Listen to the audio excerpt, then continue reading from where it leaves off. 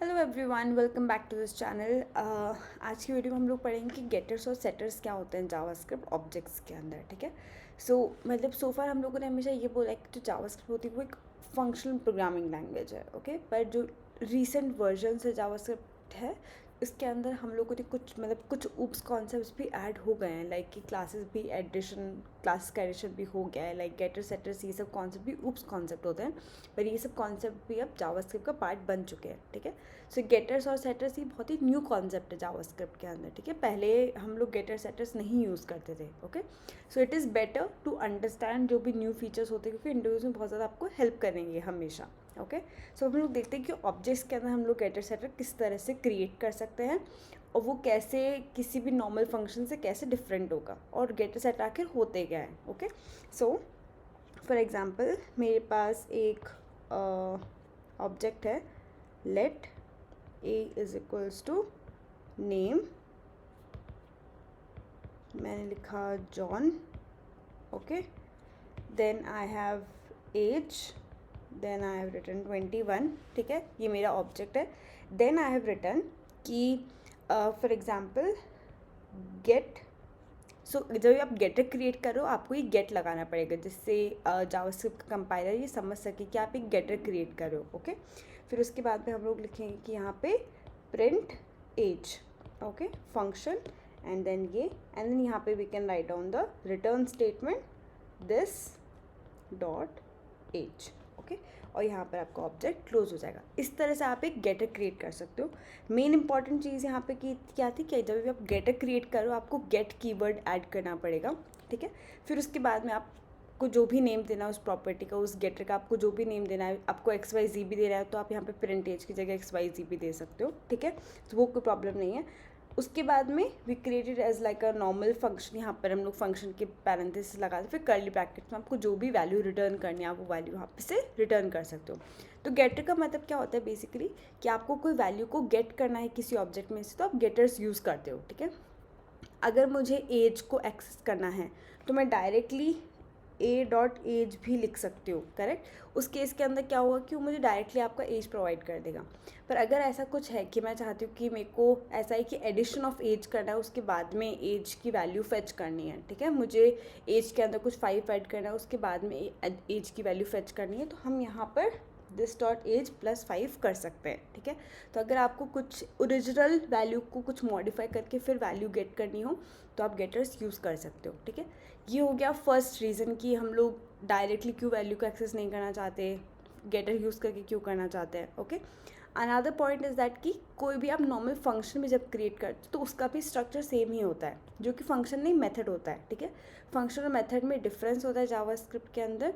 Last video के अंदर मैंने कवर किया था कि मेथड्स और फंक्शंस में क्या डिफरेंस होता है, कि कोई भी फंक्शन अगर किसी प्रॉपर्टी को एक वैल्यू की तरह साइन हो जाए जावास्क्रिप्ट के ऑब्जेक्ट्स में तो उसको हम लोग मेथड कहते हैं। ठीक है, तो कोई भी फंक्शन और मेथड किस तरह से एक दूसरे से, या फिर कोई भी मेथड जो है उसमें और गेटर के अंदर क्या डिफरेंस है, कि अगर मुझे कोई फंक्शन यूज़ करना है। ठीक है, सो फॉर एग्जांपल मैं कहूँगी कोई फंक्शन यूज़ करना है तो XYZ, और फिर मैं उसको इस तरह से एक्सेस करूँगी। ठीक है, कोई भी अगर मैंने फंक्शन क्रिएट किया हुआ है यहाँ पे। ठीक है, पर अगर आपको किसी गेटर को यूज़ करना है, गेटर को एक्सेस करना है, तो आप लिखोगे यहाँ पे प्रिंट एज लाइक दिस। ठीक है, सो इस तरह से हम लोग ये कहते हैं कि जो गेटर्स होते हैं या फिर सेटर्स होते हैं, ये जो एक्सेसर्स होते हैं। ठीक है, हम लोग इतने इसको एक और नाम दे रखा है, which are known as accessors.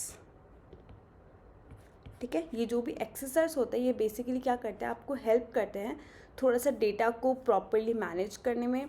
Syntax थोड़ा सा कम होता है, और ये जो भी गेटर सेटर आप क्रिएट करते हो वो एज अ प्रॉपर्टी ही ऑब्जेक्ट के अंदर ऐड होता है। ओके, तो इट इज़ ऑलवेज बेटर कि आप गेटर्स और सेटर्स यूज़ करो अगर आपको कोई भी मेथड टाइप की चीज़ क्रिएट करनी है, रेदर देन मेथड क्रिएट करने के बजाय। ठीक है, पर अगर कोई आपके पास बड़ा कैलकुलेशन है जहाँ पे गेटर सेटर का कोई मीनिंग नहीं बनता है, ठीक है, तो always go with methods. Okay, getter setter का मेन इंटेंशन ये रहता है कि आपको कोई वैल्यू फेच करनी है, सेटर का रहता है कि आपको कोई वैल्यू सेट करनी है। ठीक है, तो अगर आपको कोई सेटर यूज़ करना है, सेटर क्रिएट करना है, तो वो आप किस तरह से करोगे।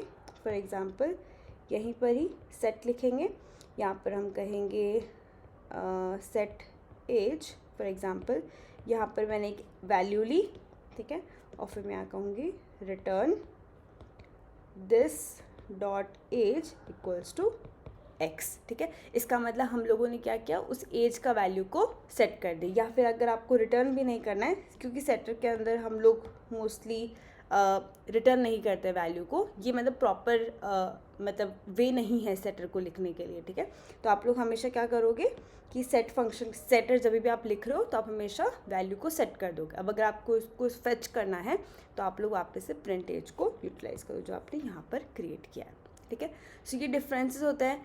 गेटर्स क्यों यूज़ करना है, नॉर्मल मेथड क्यों नहीं यूज़ करना है, बिकॉज सिंटेक्स थोड़ा सा सही रहता है, स्ट्रक्चर बहुत अच्छे से मेंटेन रहता है, डेटा को सिक्योर रखता है, ठीक है, और आपको ये सब चीज़ों के अंदर हेल्प करता है। इसलिए नॉर्मल मेथड से आपके गेटर सेटर थोड़े से ज़्यादा बेनिफिशियल रहते हैं यूज़ करने के लिए, ठीक है। अब हम लोग क्विकली कोड के अंदर चेक करते हैं कि किस तरह से मतलब हम इसको इम्प्लीमेंट कर सकते हैं, ओके। सो फॉर एग्जांपल मैंने यहाँ पर एक फ़ाइल बनाई getset.js, ठीक है। मैं यहाँ पे एक ऑब्जेक्ट क्रिएट करती हूँ। मैं इसमें लिखती हूँ name Smith, okay, and then age लिखते हैं उसका हम 24, ओके। यहाँ पे लिखते हैं आप सैलरी विच इज़ 20,000, ओके। सबसे पहले एक नॉर्मल मेथड बनाती हूँ, ठीक है। नॉर्मल मेथड किस तरह से दिखाई देगा, गेट मेथड, ओके।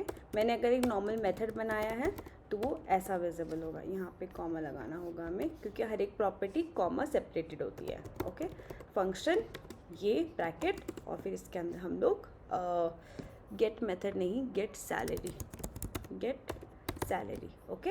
ये कर दिया हमने। यहाँ पे मैंने लिखा return this dot salary plus 5,000, ठीक है। ये मेरा हो गया आपका मेथड क्रिएट कर दिया। ये मैंने एक नॉर्मल मेथड क्रिएट किया है। रिमेंबर ये एक गेटर नहीं है।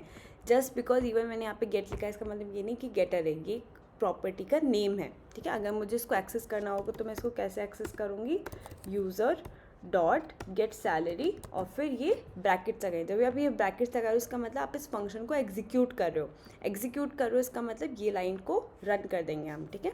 इस फाइल को रन करते हैं। रन करने के लिए हम क्या करेंगे, नोड की कमांड यूज़ करेंगे getset.js, ओके। इसके लिए आपको मेक श्योर करना है कि आपके सिस्टम में Node.js इंस्टॉल्ड हो, okay. So this dot salary कितना है मेरा 20,000, उसमें 5,000 का एडिशन हुआ तो ये रिटर्न में आया मेरा 25,000, ठीक है। ये होता है आपका एक नॉर्मल मेथड, ठीक है। अगर आपको गेटर क्रिएट करना है तो मैं कैसे क्रिएट करूँगी, गेट, और फिर यहाँ पे कॉमा लगाओ सबसे पहले, गेट क्रिएट किया, फिर फेच एज, फॉर एग्जांपल ये मैंने क्रिएट किया फेच एज, ठीक है। इसके अंदर मैंने बस डायरेक्टली लिख दिया कि मुझे बस एज रिटर्न कर दो, ठीक है, this dot age like this, okay. अब अगर आपको इस गेट फंक्शन को, अब आप यहाँ पे इस स्टेज को देखोगे, इतने स्पेसिफिक पहले इतने स्पेसिफिक पोर्शन को देखोगे तो आपको लगेगा कि ये चीज़ और ये चीज़ में तो कोई डिफरेंस ही नहीं है, ठीक है। पर ये जो हम लोगों ने यहाँ पर कीवर्ड यूज़ किया है गेटर, उसकी वजह से ये गेटर कहलाता है, और ये जो होता है वो आपका मेथड कहलाता है, ठीक है। गेटर्स और सेटर्स बहुत ज़्यादा यूटिलाइज होते हैं जब आप लोग क्लासेस वगैरह क्रिएट करते हो, ठीक है।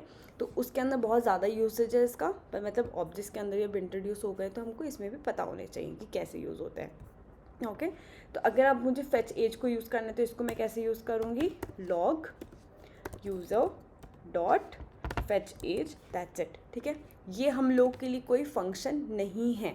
अगर मैं इसके अंदर ये रिमूव कर दूँ तो ये मेरा वर्क ही नहीं करेगा, ठीक है। यहाँ पर ये वर्क नहीं करेगा, ये मुझे आउटपुट नहीं देगा, ठीक है। तो इसके अंदर मुझे ये ब्रैकेट लगाना बहुत ज़रूरी है जिससे मेरे पास करेक्ट आउटपुट आ सके। पर गेटर के अंदर आपको ये फंक्शन एग्जीक्यूशन कर ली, ये राउंड ब्रैकेट्स लगाने की ज़रूरत नहीं होती है।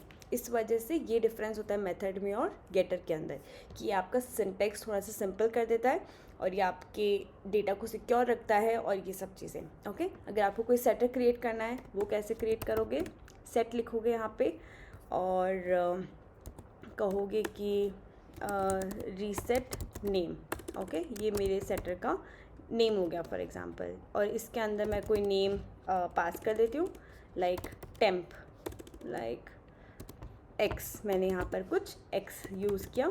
दिस डॉट नेम को मैं सेट कर दूँगी एक्स से, कि आपको जो भी दिस डॉट नेम यहाँ पे एक्स जो भी आपको यहाँ पे पास किया जा रहा है आप उसको नेम के अंदर मतलब सेट कर दो, ठीक है। अब इसको मैं किस तरह से यूज़ करूँगी, मैं कहूँगी user dot reset name equals to, इसके अंदर मैं पास कर दिया फॉर एग्जांपल अभी क्या है हमारा नेम स्मिथ, ठीक है, इसके अंदर मैंने पास कर दिया जॉन।